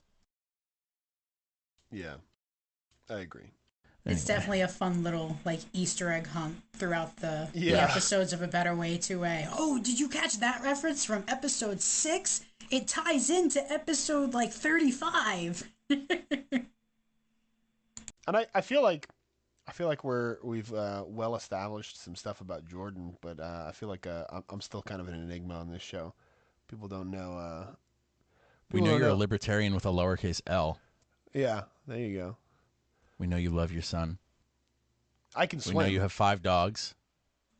Oh, there you go. You can't I'm gonna swim? ignore that last. I How are can you a firefighter swim. and you cannot swim? I know nothing about this. Somebody there's offhand fire on the water referenced- all the time? Like that's not Don't you what. guys do like water rescues on like boats that are No, on we fire do or people something? rescues. But what if there's people on the boat that's on fire? Yeah, Well, you the gotta fire bring- will burn to that's the why water he line. brings one of the other firefighters So- with him. He's not out there alone. So No. then the people have to jump off the burning boat into the I would, water. wouldn't and you? What if they can't swim? The water's safe. The water's what we use to put the fire out. Wouldn't But you rather they- be but in the they water than on the drown. fire? They could drown. Well, they should. Well, wouldn't you be able to? Wouldn't you want to swim? Well, then you should wear your PFDs. If you're a boater, wear a fucking life jacket, okay? You're required to have them on. Coast Guard Wear says your that. life jacket because Jordan is not jumping in to save you. Oh man, I know who I'm not going on a boat with. Definitely Listen. not Jordan. we all have our strengths. We all have our weaknesses, okay? I will say that I am. Wow, it gets really quiet in here when you both are muting yourselves. But Okay, I'll leave. no, it's okay, Andrew. I'll breathe It's into okay. the Don't microphone change- for a bit. I'll Make you leave feel my more mic comfortable. unmuted again now.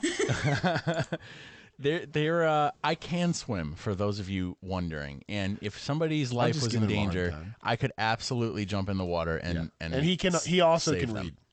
And I can also read. Thank you. That's just a just- joke, guys. It's not serious. He So to get responds really unless, self-conscious. unless he's got like a shadow account or something. I mean, he responds to my DMs, so I would assume that he could read. Unless you have, what That's if all you my have life. that thing that's text to talk, where you press a button and the computer Yes. reads your YTT. text to The you? old TTT. TTY, TT. There's the new conspiracy. I Jordan had really an ex can't who had a read. deaf mother and had one of those machines because she'd put her phone on it and it would read it to her, and I was like, wow, this is cool. But anyway, no, I don't have one of those. I can read. I can swim. I just can't swim well. I would not call myself a strong swimmer. I would say I am. Allegedly. I would yes. The- I would say that I have pictures or it didn't the happen. minimum So- requirements in order to swim to save my life, and that of another. I also wear a life jacket. Yeah. So I won't sink. I'll do whatever it takes to save someone because I won't sink. Hang People, on to me. Whatever. Do what you want. People don't think of Texas as a wet place, but there are a lot of rivers, a lot of Then swimming Andrew moved holes, there. a lot of then Andrew moved there. No, but there's a lot Moist. of wild waterways here, and so swimming is a big part of the Texan hill country experience, and a lot of tourists come here that are not strong swimmers and drown every season. It's like a big problem where people will get in a river or in a swimming hole and they won't realize like how far out from shore they are, or how strong the current is, and they go under and they don't come back up because they overestimated their skill and their experience swimming. So all of us here are learning to swim is a big thing. If you go to summer camp, or God forbid you live near a public pool, swimming is a big thing here, so we take it pretty seriously. Yeah, for sure. And we don't always wear life jackets. If you're that's a decision that everyone has to make on their own, but legally you're required to have enough life jackets for every passenger on board for your vessel. Well, yeah, but that's the other thing is we're not all boating here. Yes, this is in the context of swimming without a boat. I also wouldn't go out into I wouldn't go swimming with a life jacket on because it just looks stupid. So I don't go swimming. It's kind of like, why are you swimming, right? What? It's kind of like, why are you swimming if you got a life jacket on? Exactly. I will bring like a float out though. I went to a bachelor party. Sure. We're getting way off topic now.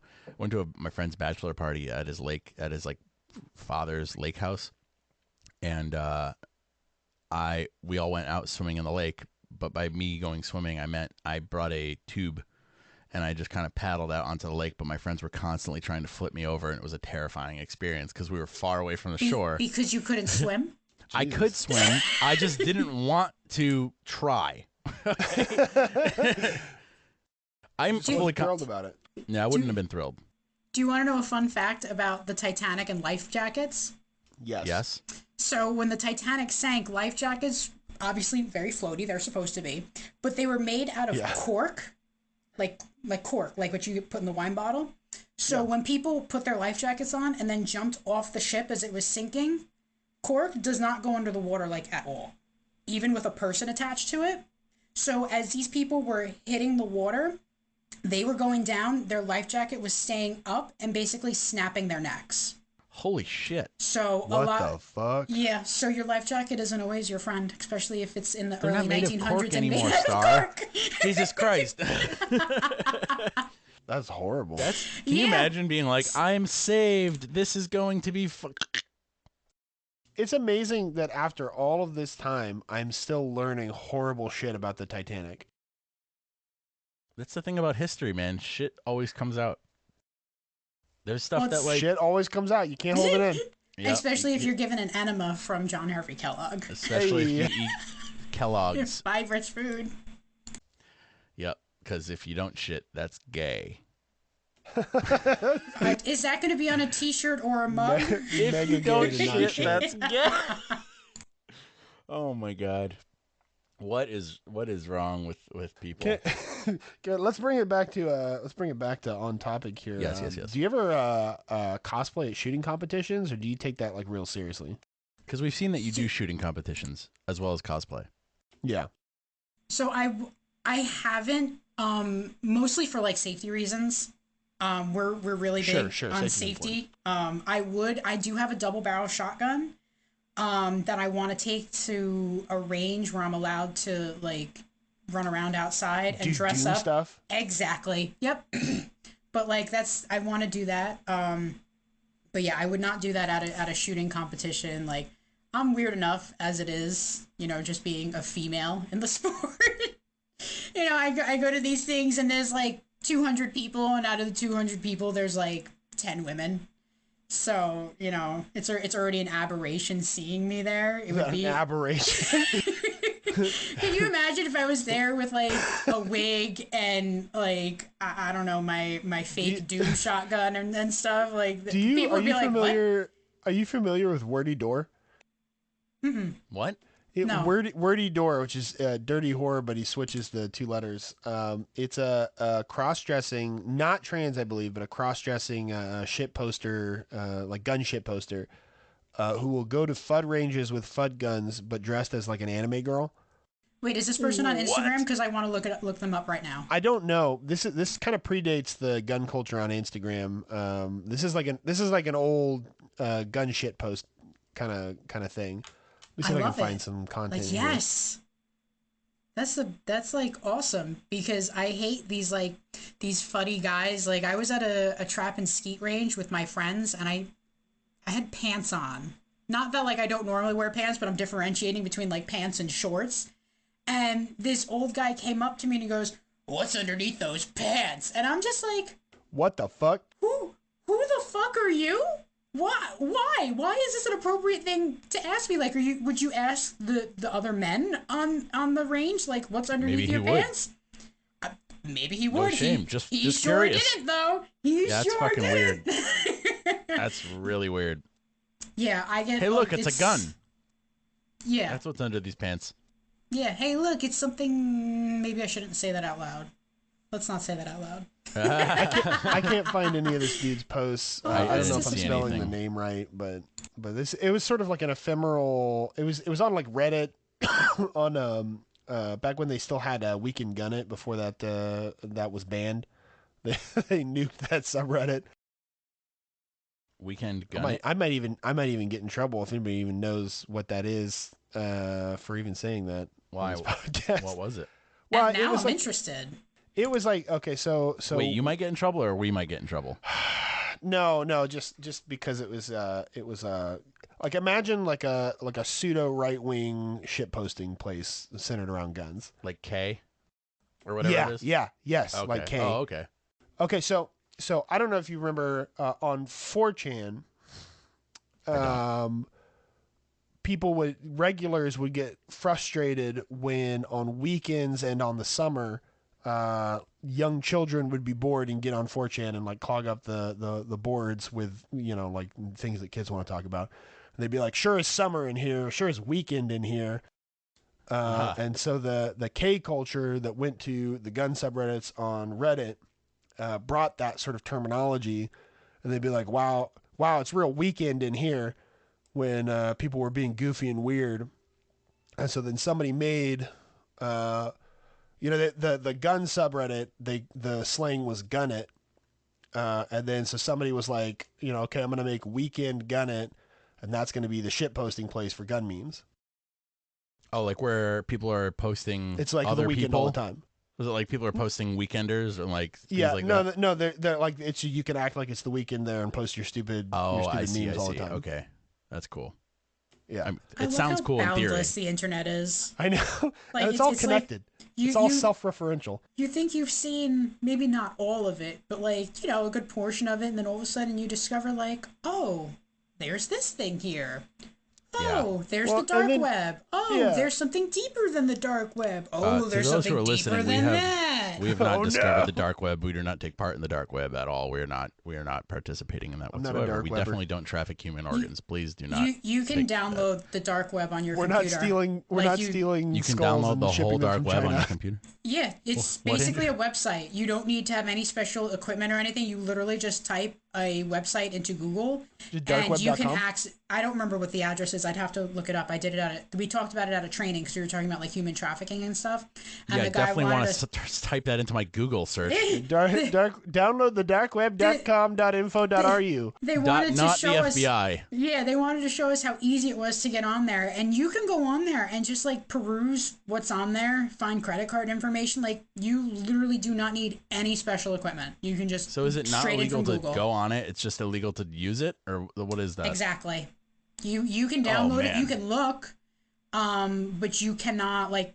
I mean, you could, but then it would be illegal. It is definitely illegal to look at like child porn, though. You can't even just like. Don't look at that. Like if you start downloading stuff, but if you're just kind of like perusing, and you're like, oh, look child porn. Don't do that. No, not perusing child porn. I'm thinking God damn it, Star. Why did we get to child porn? I'm thinking like credit card information and like snuff Andrew films. Brought it there. I don't know. I don't know. Okay. Oh, but it's okay to peruse snuff films. No, but like it's in the continuum of bad things, like snuff films are a little less bad than child porn. Do you remember ogrish.com? I agree with that.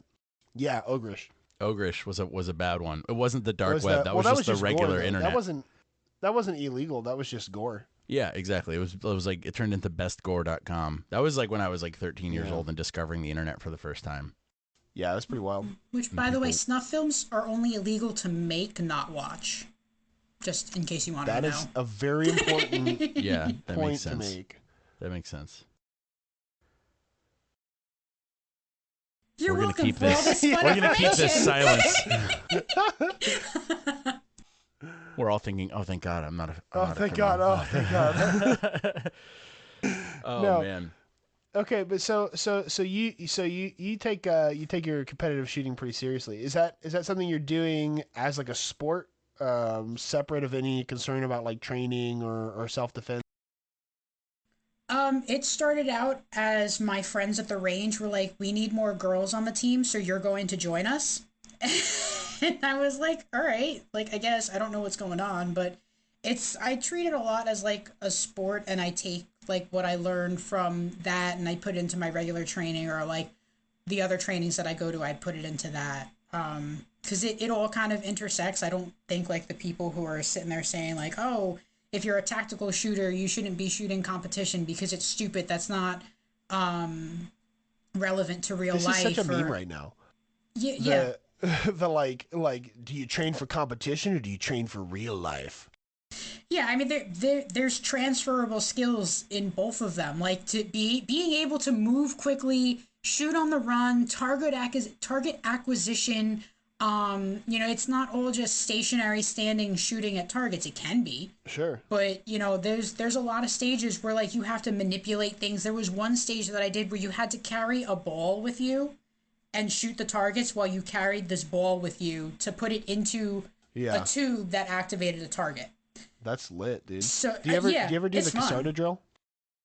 The what drill? The Casarda drill. It's named after Kyle Casarda, the guy from In Range. It's where No, you, I don't you, even know who that is. you Okay. So the drill is, as I understand it, you start the Millie. Puppy. Millie. Millie. Love you.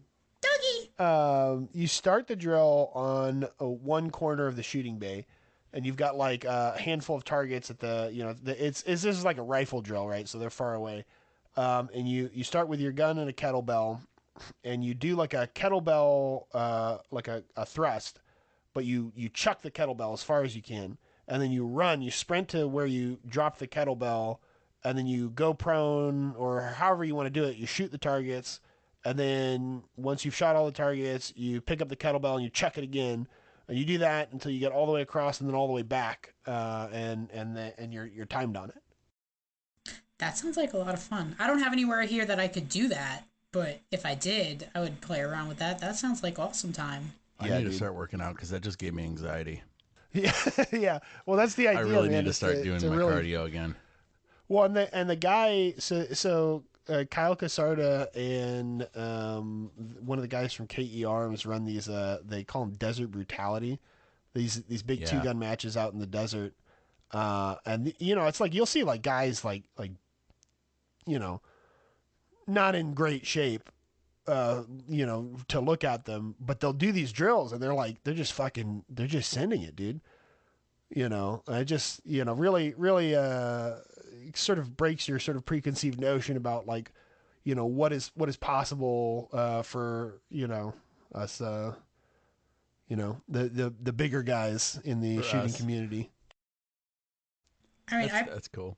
I played lacrosse, and in college we had a couple of like bigger girls on the team, and to look at them like you said, like you wouldn't think they could move, but they fucking moved. Like they were just all over the field and just outrunning people, and you wouldn't have thought it. So, you know, Looks can be deceiving.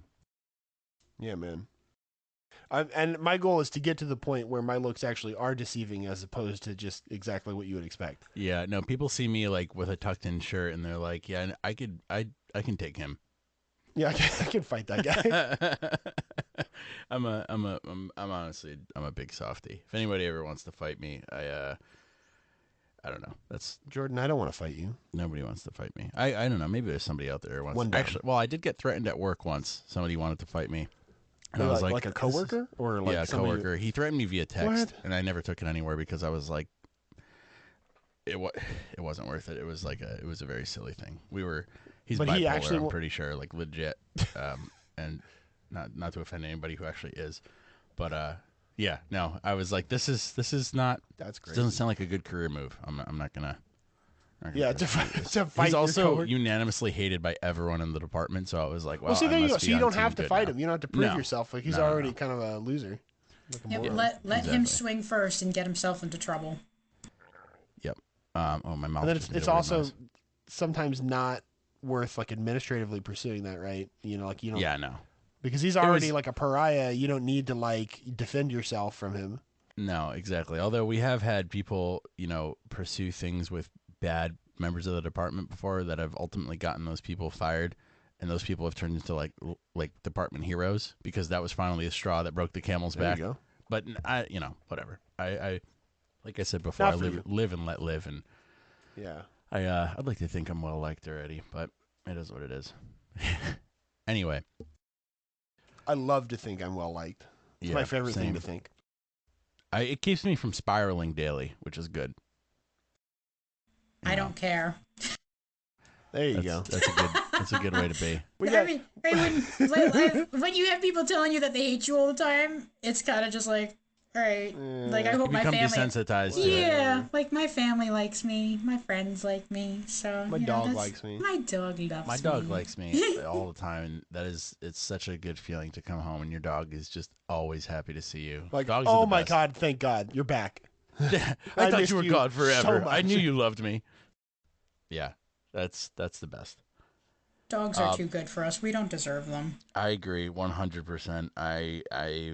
I maintain that if I had enough of a living space and zero financial obligations, I would have 20 dogs. 100%. I would buy a big Michael Jordan bed, and they would all sleep with me. And my wife, obviously, because she'd be part of this and would support it. And my wife. Okay, she'd be there. Now remembered that she exists. She would be there. Yes. Yes, it goes without saying because I often forget to say it. Yeah, exactly.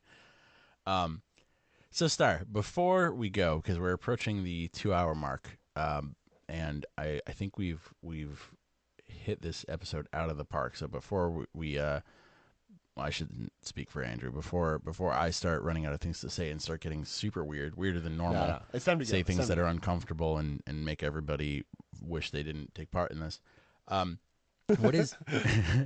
Thanks for the pity unmute laugh there, Andrew. I'm just trying to if I'm laughing, I try to remember to unmute it because otherwise it just sounds so awkward. Yeah, I don't want to. I'm not gonna name the name, but there's one episode where we were laughing, but forgetting to unmute. And so then when you listen to the actual episode, it sounds like nobody thought that anybody was funny, like nobody was laughing. Oh no, that's the worst. It's just like a bunch of jokes that just sounded like they fell flat. I was just thinking about this when I ran upstairs to pee earlier, that I was like, man, this episode is fucking killing it. Like, this episode's great. And I think, back to our earlier episodes, which were great. We had great people on, but Andrew and I were still trying to get into our groove. So there were some awkward moments. So there were some, uncomfortable silences that I had to edit out sometimes. And just, I think our flow has gotten way better and yeah, things like that. But that's one of the things that has made it better is that now we remember to unmute ourselves when we laugh sometimes. And it definitely it keeps there from being any weird uncomfortable silences. You'd hate to have to dub in some chuckles. Yeah, exactly. Now you just have to work on the actual editing and not putting music where it doesn't belong or leaving Jordan. 20 minutes at the end of the episode. We killed him. He's Oh my God. I was sitting here like, what is Jordan doing? Like, why? He's so focused right now. I'm What's just happening? furiously trying to click the him. soundboard. I totally forgot that we had that, but anyway, looking forward to the excessive use of soundboard things in the future episodes. Yeah, for sure. There's a lot that we should probably use. Anyway, I'm getting off track. Time to get back to the podcast.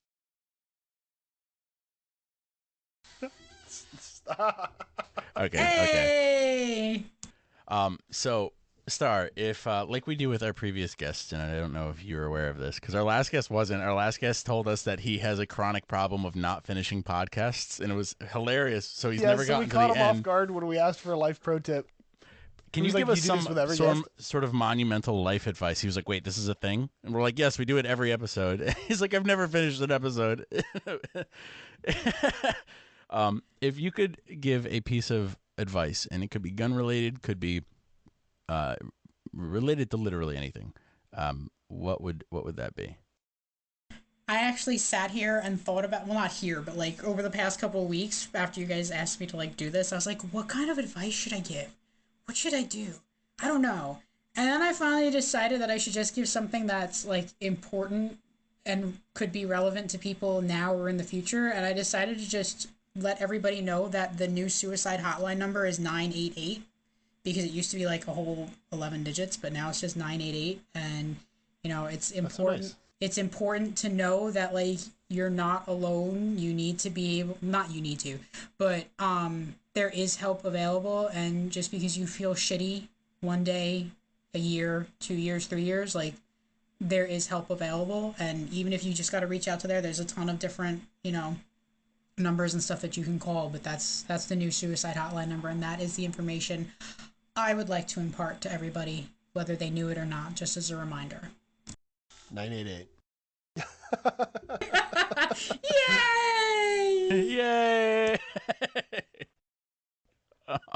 I'm so one. sorry. We're done with that. I'm so excited you found the soundboard thing. Yeah, I'm sorry for everyone listening to every episode after this, because I just found out how to add sounds to the soundboard. I can't wait. Also, what we need to do is clip up. We need to like clip little snippets from previous episodes and start. We can do that. It's saying that I those can in. add media files to the soundboard. There you go. Well, Star, that's I mean, I would say arguably probably the best advice that we've gotten.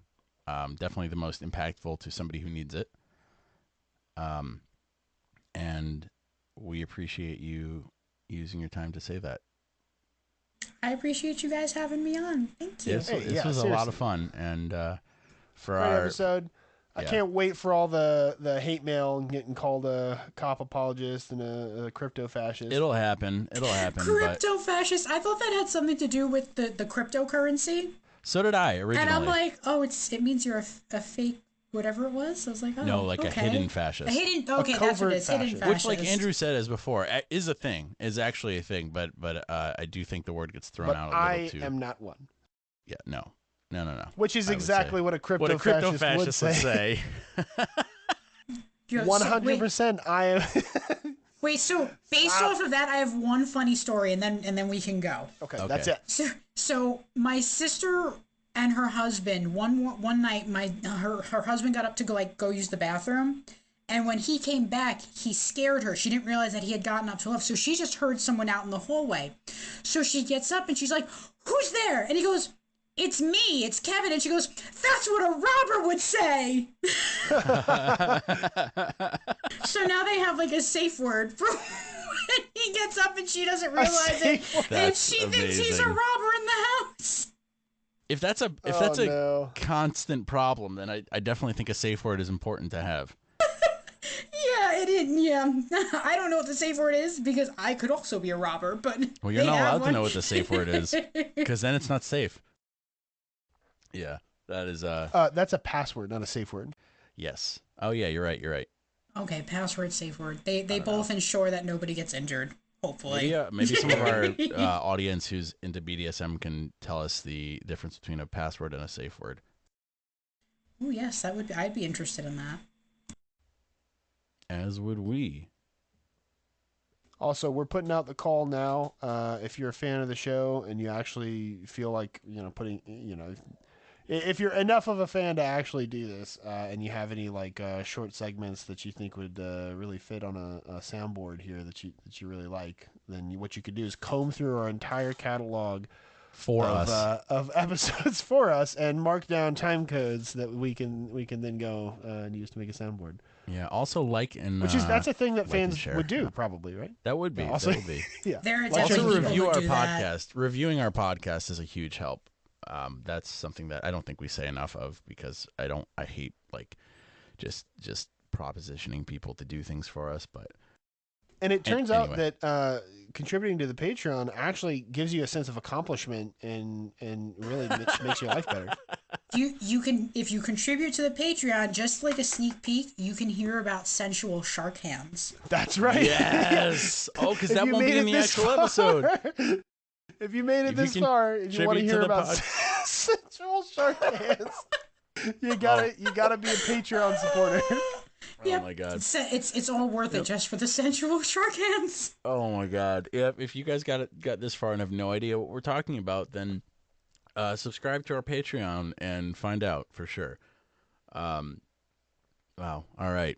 That with that On note. that note, I think it's time to go. I gotta go get ready to take my kid to see monster trucks. Yeah, I have to have go. fun. I'm going to Make sure a you little bring bit ear of protection. Yes, we actually bought yes. special super protection on Amazon. That's another Special thing the super leftists are going to get protection. mad at me for. I shop it on Amazon. You using Amazon. I honestly don't know. Like after having a kid, I'm sure some people will school me on this. Like, how the fuck did we live without Amazon? Like time wise, I have no fucking time. It was to go just harder. shopping half the That's time. it. It was just hard. Everything was harder. It was just difficult. It was just more difficult. Yeah, I tried to limit my purchases on Amazon, but I definitely don't abstain altogether, and that's like, it is what it is. Whatever. To each, I think what's the phrase, like to each their own. Different a little strokes bit for different folks. Well, that too. Yeah. You know what? Like, yeah.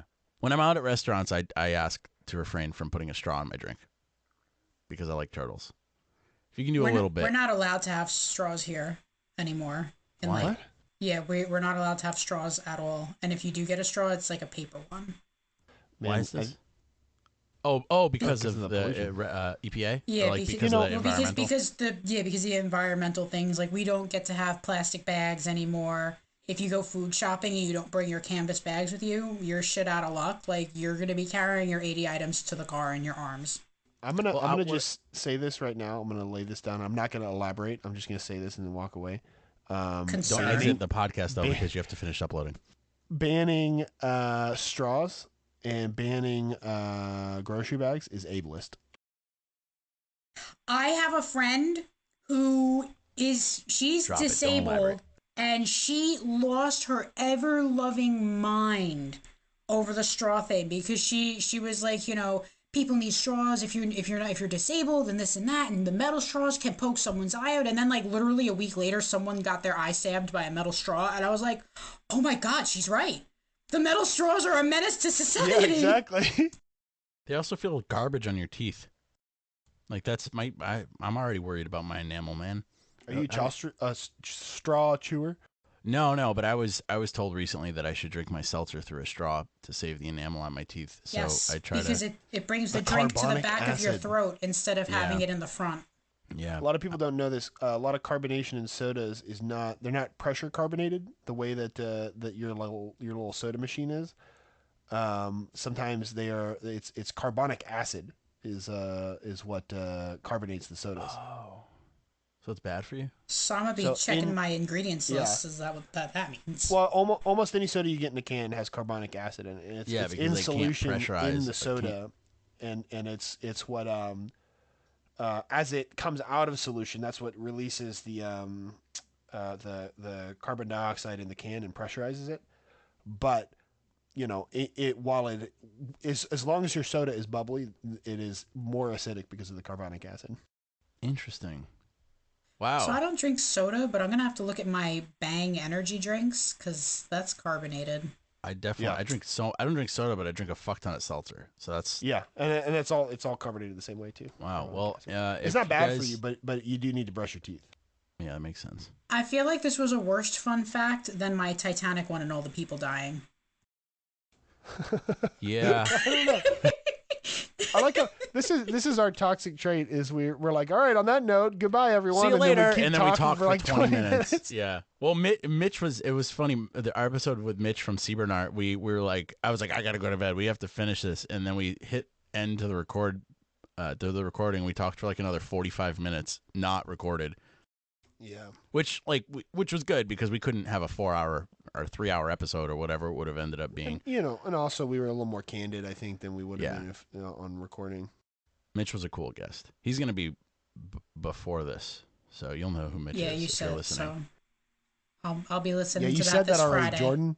God, I don't know what All right, guys. On that note, it's been a long episode. We've said on that note about 18 times. And then we get on tangential. those notes, all the notes. On each one of those notes, thank you everyone for joining us for this episode of the A Better Way to a Podcast. We are your hosts, Jordan and Andrew, and our guest, Starlit Death. We have had a blast with you on this episode, and we are We so are happy actually that you came leaving out. for real. We are right leaving. now. That's why I'm speaking in this voice right now. I'm making it intentional. We are leaving. There is nothing you can say to extend this episode any longer.